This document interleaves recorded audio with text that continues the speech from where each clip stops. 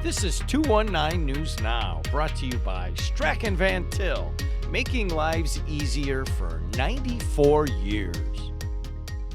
I'm Andrew Garcia, and this is your 219 News Now. Wednesday marked the 23rd anniversary since the 9/11 terrorist attacks. In the 2 decades that have passed since, Americans often have had memorials or remembrances to reflect on what transpired that day. In 2013, the town of Cherville installed a memorial with a beam from one of the World Trade Center towers, and the Cherville 9/11 Memorial Committee continues to hold a yearly event for anyone that wants to come by. So we just want to make sure that people don't forget it. We don't want it to be just something that happened in the past. We want to make sure they understand how big of an event this really was. Our country was attacked on our own soil. It's kind of important to see how we bounce back from what happened in that and how strong the country became after that event. A federal judge has authorized the South Shore Convention and Visitors Authority to sue former CEO Spiros Batistatos for fraud and unjust enrichment. He is accused of taking more than $200,000 by impermissibly hoarding vacation days. The SSCVA says it was compelled to buy back the days between 2014 and 2021 by depositing money into an annuity account maintained by Batistatos. Magistrate John Martin gave the SSCVA permission to move forward with the suit.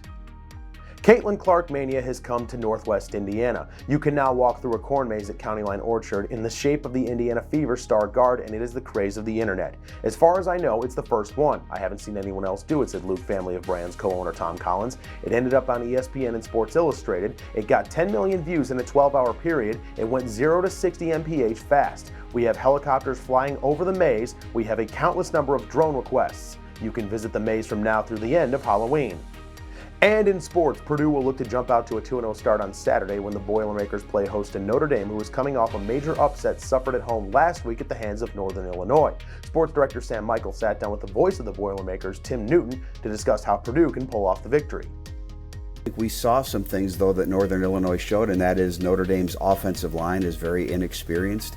And I do think Purdue has some great talent up front. We saw Will Helt have a big game against Indiana State. I think it will be interesting to see if the Irish can give Riley Leonard the time to throw on Saturday. I do think for Notre Dame to be able to come into Ross-Ade and win, they're going to have to establish their running game.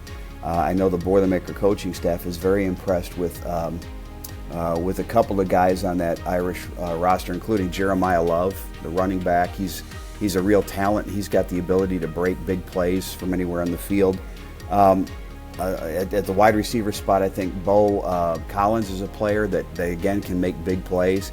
Leonard has struggled throwing the football, and we've seen that in the first 2 games, but the one thing he does pretty well, and again is something they're aware of, is he can keep plays alive with his legs.